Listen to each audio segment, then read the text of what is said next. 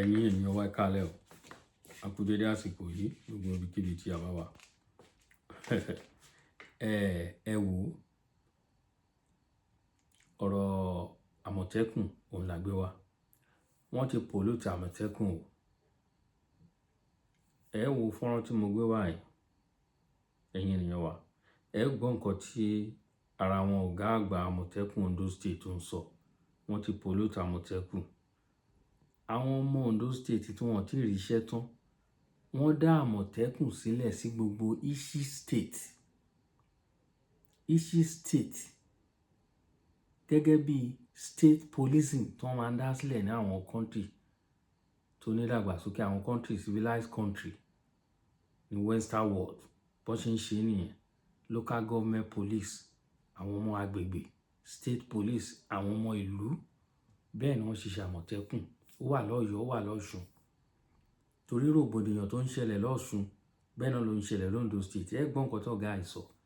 Wọ́n á lọ kó àwọn ọmọ míì wá láti other state kó wọ́n máa ṣe Àmọ̀tẹ́kùn nítorí pé kán lè máa gé owó lórí wọn.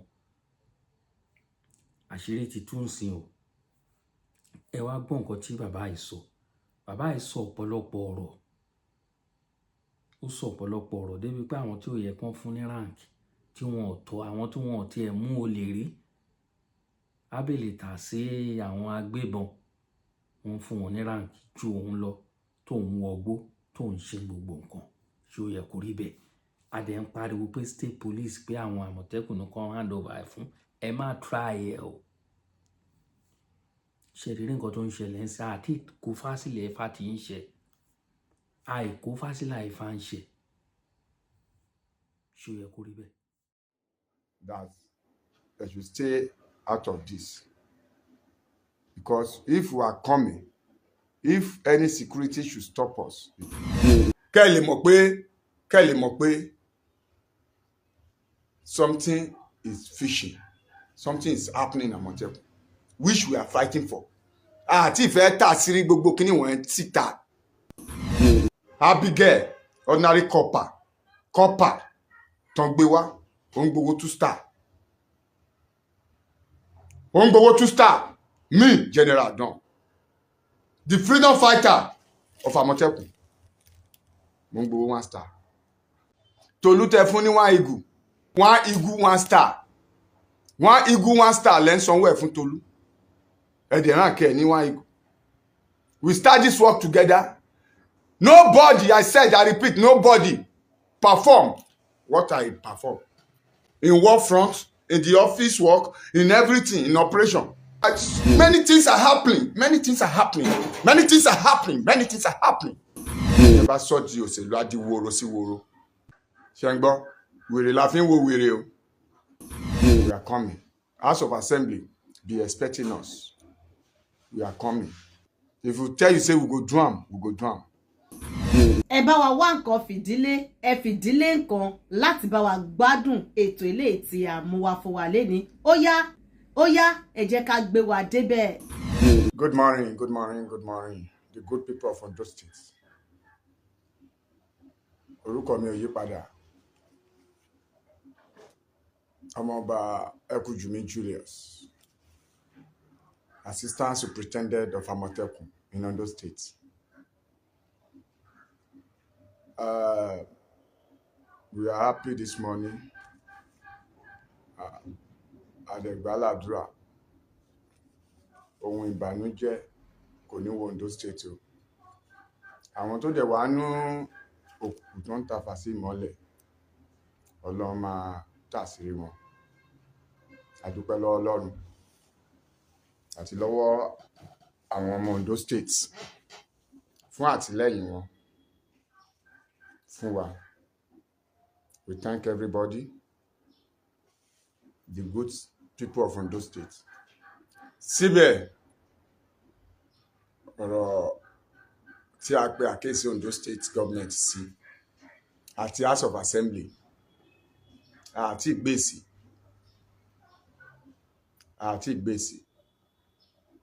Why we are saying this ni pé ẹ̀yin lẹ dá Àmọ̀tẹ́kùn sílẹ̀, electorate tó fi tó dá Àmọ̀tẹ́kùn. Ìyẹn kìíní. èkejì gbogbo àwa tá a mọ̀ wà l'Àmọ̀tẹ́kùn a mọ̀ pé gbogbo wa kì í sọmọ Ondo state but majority of us ọmọ state yìí dẹ̀ ni wa. We have equal right and social justice. Nǹkan tá à ń béèrè kò pọ̀ jù appointment letter là ń béèrè àti rí pé wọ́n ti fẹ́ sọ di òṣèlú ọ̀rẹ́ má sọ di òṣèlú o tẹ́ bá sọ di òṣèlú á di woro sí woro ṣe ń gbọ́ wèrè la fi ń wo wèrè o ẹ jọ̀ọ́ ẹ má jẹ́ kó di woro sí woro àti pé àkéèsí House of Assembly sí strong yìí but àti gbà yẹn àgbọ́ anything láti ẹnu wọn àgbẹ́ anything but mo kàn fẹ́ kẹ́ mọ̀ pé I'm not the only one in this strong. It's collective effort. Èmi nìkan lè ń wò lóòótọ́ but we are more than 200 in this strong. Ìgbà tá a dẹ̀ ti sọ fún yín tẹ́ ẹ fẹ́ ṣe nǹkan tó yẹ kẹ́ ẹ ṣe àwa náà fi opportunity yìí sọ fún yín pé we are coming to House of Assembly. We want to know why we are created. We have some questions to ask the House of Assembly. We are coming for protest. We are coming. House of Assembly, be expecting us. We are coming for protest. We are coming. We are coming. I said this. I know if I tell you say we go do something, we go do am. If we tell you say we go do am, we go do am. But we want to appeal to our neighbor security that they should stay out of this. Because if we are coming, if any security should stop us, it will be on expected something. Because you will not be waiting and go expect and go see. We are not fighting anybody. We are coming here for peaceful protest. It is our right. Ṣé ó possible ni kẹ́ kó èèyàn tó pọ̀ tó eléyìí jọ ká máa ní appointment letter ẹ yọ ẹnìkan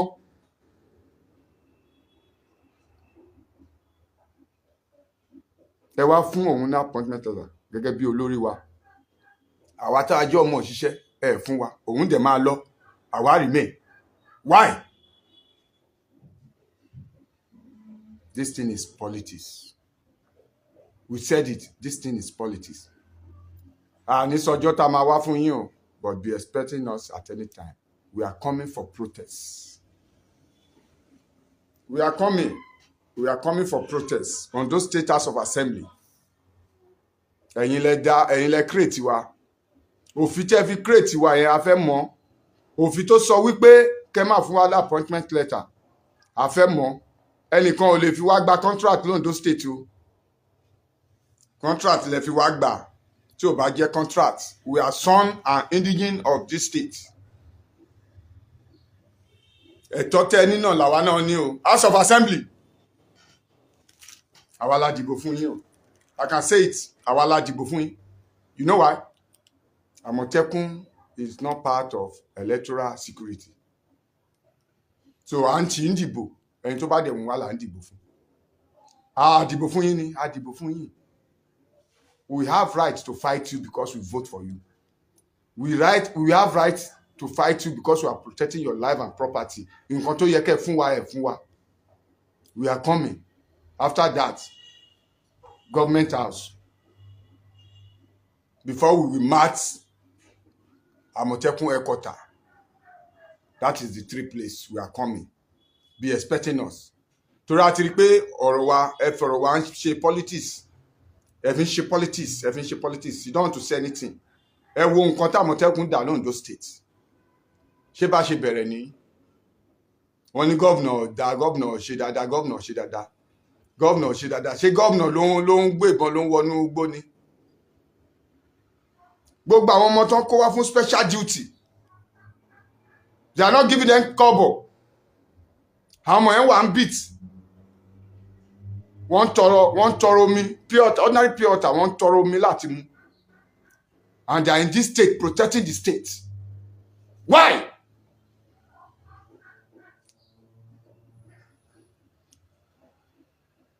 Mr. Governor, the Deputy Governor, the Speaker, and the good people of Ondo State, we are calling on you. Before this thing will start, before this thing will boomerang, before this protest, we are still appealing. Please, this is what we need. We need our appointment letter. If there is any reason why we can't have the appointment letter, then call us, let us know the reason. And let's publish the reason. Let the whole world hear maybe the reason is genuine or not.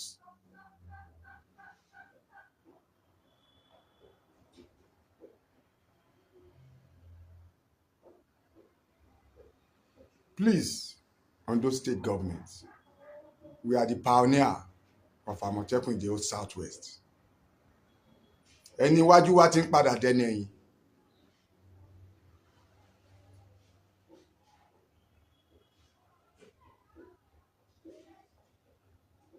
Please, please, many people can wear this uniform.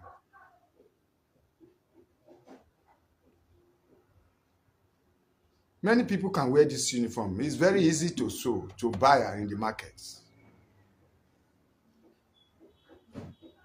But if you are not a trained officer of Amotekun, you can't be given appointment letter. We are a trained officer. We need it. It is our fundamental right. Only our college age, this and that. What are they doing in Amotekun? Àwọn tẹ́ ń sọ yìí ọjọ́ wo náà wọnú igbó rí tán lọ mú Fúlàní wá bí ọjọ́ wo náà lọ mú criminal wá. Jù pé kán máa ṣọ̀tẹ̀. Àwọn ọmọ tó tún ṣiṣẹ́ yẹn kán máa ṣọ̀tẹ̀ wọn. Rank tó yẹ kán fún wọn fún wọn.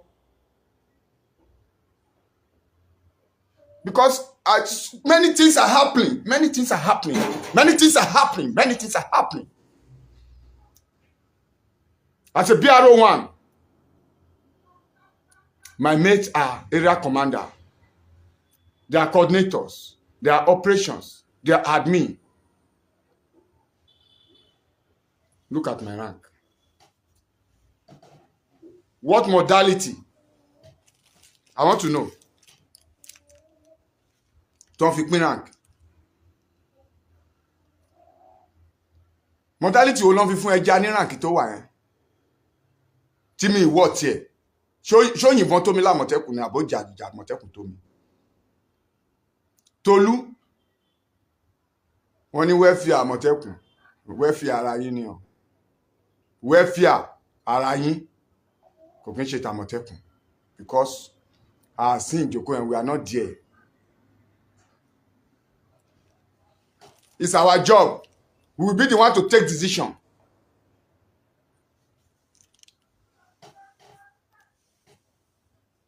Abigail, ordinary copper. Copper. Tongbewa, Ongbowo 2 star. Ongbowo 2 star. Me, General Don.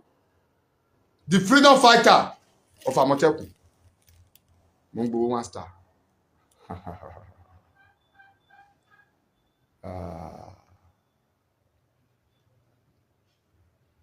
No problem. Tolu tẹ fún ní 1 eagle. Let's go through his account. Tẹ̀fín sanwó fún ẹ sanwó 1 eagle 1 star. 1 eagle 1 star lẹ́ ń sanwó ẹ̀ fún Tolu. Ẹ̀dẹ̀ rank ẹ̀ ní 1 eagle. We start this work together. Nobody, I said, I repeat, nobody perform what I perform. In work front, in the office work, in everything, in operation. If there is anybody that perform more than me in Amotekun, I want anybody of Amotekun, mention that person name. This fight is collective effort. We are coming to the state headquarters to tell the state government what we want. We are coming for protest. ẹ má rò pé bí àwọn kan nìkan ni o each local government tá bá ti dé kẹ́ máa béèrè pé you are from which local government, you are from which local government, you are from which local government. Kẹ́ lè mọ̀ pé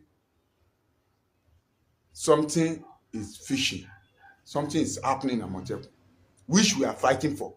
Àti ìfẹ́ tà sírí gbogbo kíní wọ̀nyẹn síta. Because tá bá tú àwọn àṣírí kan síta, people will see Amotekun as, in fact, ọ̀gá o. Tó bá yẹ pé ẹ mọ̀ ní ẹ ní ṣe nǹkan gbogbo nǹkan náà tẹ́ ń ṣe wọ̀nyẹn ẹ ní ṣe. Àwọn ọmọ tó jìyà tó fi ẹ̀mí wọn lélẹ̀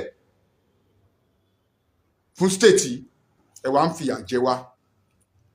Ẹ wá lọ kó àwọn ọmọ kan wá, àwọn ọmọ tí ò ní ìran, tí ò kí ń ṣe ọmọ Ondo state, wọ́n wá ń gba ẹ̀tọ́ wa lọ́wọ́ wa. Mr. Man, I have every right to come out for my people.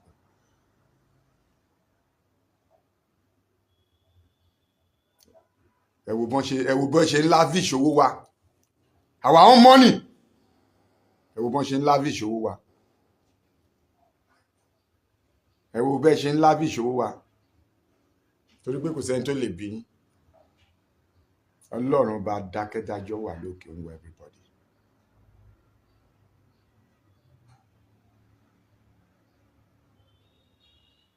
Ká má gba bribe. Lórí ìbúra tẹ́ gbé àwa kan bú. Gba bribe till today we can say it. Gbogbo àwa tá dé wà ní strong yìí kò sẹ́ni tó gba bribe. I can say it. Àwọn tẹ́ kó mọ́ra tẹ́ ní ó dá àwọn ló dá jù. Wọ́n gba bribe 1,500,000. Ibo ni Tolú ti rówó fi ń kọ́lé? Iṣẹ́ wo ló tún ṣe?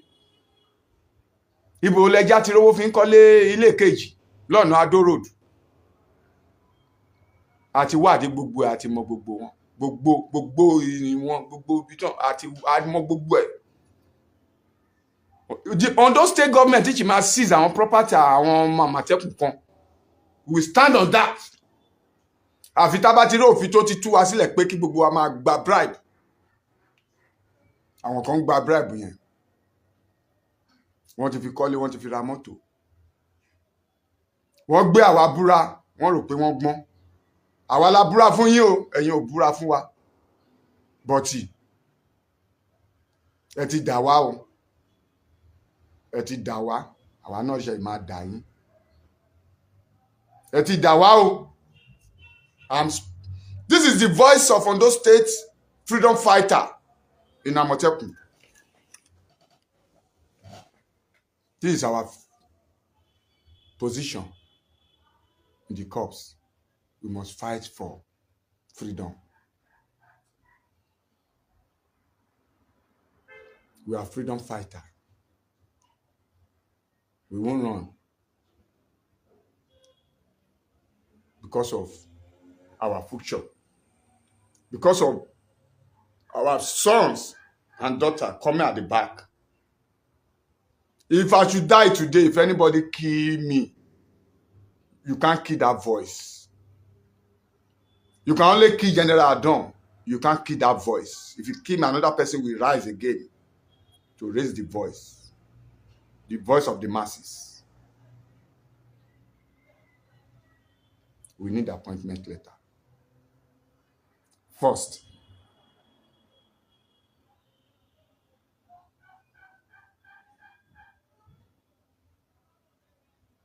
even cooperative tẹ́ ń ṣe inú ọ́fíìsì tẹ́lẹ̀ ń ṣe jìbìtì ni ẹ fi ń gbà àwọn ọmọ ọlọ́mọ ni.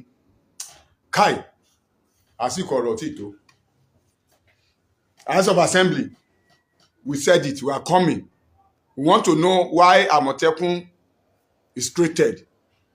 2, lọ́ọ̀tẹ́ fi create Amotekun tó sọ fún yín pé kẹ́ máa fún wa ní appointment letter kan máa fún wa tó ń fi lọ ń bribe fún ṣe gbogbo ẹ̀yẹn. A máa prove yín o. The whole Nigeria will hear what you people are doing there. You are not there to represent us. You are representing your family. I have brothers there, I have sisters there. You people are not representing us. You went there to represent yourself. You are not representing the masses. You forgot those that voted for you. Some of you will say you are coming back for second time. You will meet us here. We are here waiting for you. We will vote you out with our vote. That is what I will tell you people. Because you people are ignorant of truth. ṣe gbọ́n nǹkan tí wọ́n sọ ṣé àwọn tó fẹ́ hand over state police fún ni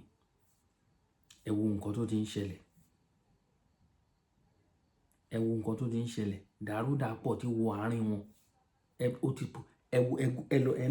ẹ lọ kàròyìn ẹ wo nǹkan tó ń ṣẹlẹ̀ lọ́ṣùn now wọ́n ní Ọ̀ṣun state ó gbọ́dọ̀ arrest ṣe former head of Amotekun in Ọ̀ṣun state wọ́n náà gbọ́dọ̀ arrest ẹ̀ wọ́n fẹ̀sùn ìpànìyàn wọ́n fi ń kàn wọ́n fẹ̀sùn ṣe oríṣiríṣi àwọn ìwàkiwà òun náà fi ń kàn lọ́wọ́lọ́wọ́ ń sìn oríṣiríṣi àwọn ìwàkiwà náà fi ń hàn lọ náà fi ń kàn ẹ wo ti Ondo state táwa ti wá nìyẹn ẹ wo nǹkan tó ń ṣẹlẹ̀ ọ̀pọ̀lọpọ̀ àwọn ọmọ wa ni wọ́n ń ṣe kíní local security káàkiri local security tó yẹ kó ń gbà síṣẹ́ Àmọ̀tẹ́kùn kó ń fi wọ́n sí payroll wọ́n lọ kó ọmọ wá another state ẹ wo tútù ìyàwó Akérèdọ́lù ń pa ń gbà ẹ̀ ọmọ Ìgbò Ayédàtiwá ń ṣe ọmọ bó níyàwó ẹ bá wa tẹ ẹ síbẹ̀ kí lọ ọmọ bó níyàwó Ayédàtiwá bàbá òun náà ti fi àwọn èèyàn sí payroll ẹ rántí ìgbà tí Jack arákùnrin tó wà ní Canada tó ń fọhùn síta gbà yẹn pé ìyàwó Akérèdọ́lù ló fi àwọn ọmọ Ìgbò kan sí payroll ní Ondo state mo kéde wọ́ Gbabode shop the same thing ló ń ṣẹlẹ̀ ń sìn wọ́n ti pollute Àmọ̀tẹ́kùn afẹ́kẹ́ mọ̀ òun láti gbé fídíò síta bàbá tó ń kí gbẹ̀yìn kankan gbọdọ̀ ṣe o ṣe mọ̀ pé olóhùn tó òlú ló ṣe ka ìlú bó ṣe já síta tó wá sọ̀rọ̀ yẹn ń sìn ẹ̀mí ẹ̀ ó dọwọ́ Ọlọ́run but èmi nígbàgbọ́ pé nǹkan kan gbọdọ̀ ṣe arákùnrin ẹ̀yin ènìyàn wa gẹ́gẹ́ bẹ́ẹ̀ ṣe mọ̀ wá lóní mọ́ ń bẹ ṣókíṣókí báyìí náà ni a máa ṣe pàkíyèsí wa ṣe rí abáníka bá a ṣe ń ràn kan nìmí ńlalẹ̀ hù bá a ṣe ń ràn kan nìmí a máa jáde bá a ṣe ń pa náà kan nìmí a máa gùn síta ẹ rí iṣẹ́ rí nǹkan tó ní ìṣẹ̀lẹ̀ ń sìn ẹ ti rí ohun tó ti bọ́ síta tá a ti ń gbọ́ ìyàlẹ́nu ló jẹ́ torí Ondo State Àmọ̀tẹ́kùn a mọ̀ wọ́n gẹ́gẹ́ bí number one we know them as a founder of this corps ẹ̀rí kan sìn ṣẹ̀rí kan sìn wọ́n ní àìsí láyé ara wọ́n ní àìṣe déédéé ara ayé a máa múni rántí ara ọ̀hún gbàwọ́lá ni máa rántí ẹni tó dá Àmọ̀tẹ́kùn sílẹ̀ nígbà tí ẹni tó wà ń bẹ̀ ò bá ṣe déédéé bó ṣe rí gẹ́lẹ́ nìyẹn ẹ̀yin ènìyàn mi mo kí wa lógún mo kí wa lọ́gbọ̀n mo kí wa níbikíbi tí a bá wà èmi ọmọ yín ni olólùfẹ́ yín Àkàlàmàgbò TV show ẹ bá wa fi ṣọwọ́ sí èèyàn méjì mẹ́ta if you are watching for the first time don't forget to subscribe adúpẹ́ lọ́wọ́ gbogbo ẹ̀yin ènìyàn wa bó ṣe ń lọ lọ́tún lósì náà tẹ̀ ń tẹ̀lé wa kò ní bàjẹ́ o thank you God bless ó dàárọ̀.